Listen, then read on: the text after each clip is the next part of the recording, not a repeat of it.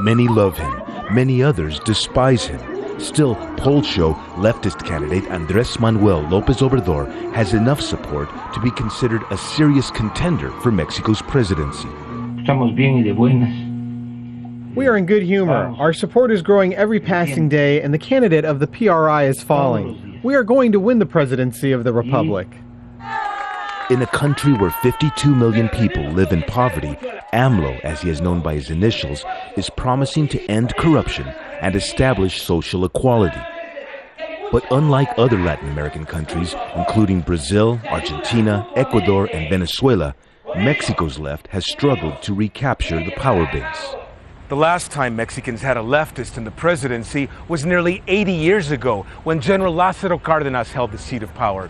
He's remembered for nationalizing the country's oil production system. But in the 8 decades that have gone by, Mexico has been governed by conservative politicians. This is still largely a Catholic nation, and Mexico remains among Latin America's most conservative countries. The indigenous Zapatista rebellion in 1994 captured global attention, but it had a falling out with left-leaning political parties and went its separate way. Over the years, Mexico's left has also faced government repression. In 1968, troops opened fire, killing hundreds of student democracy demonstrators.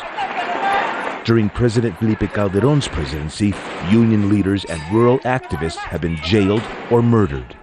A leading historian says now the left in Mexico confronts two enemies on the right, President Felipe Calderón's ruling National Action Party and the PRI, which for decades has supported conservative economic policies. They fight each other, but at some point they have the left as a common enemy, and then they join forces. And that's why the left in Mexico has had a very difficult time in the last years. Se inicia una etapa nueva. Just days before the vote, he's campaigning hard to convince undecided voters that he can bring real social change to Mexico, despite efforts by his political enemies to portray him as authoritarian and intolerant. Franc Contreras, Al Jazeera, Mexico City.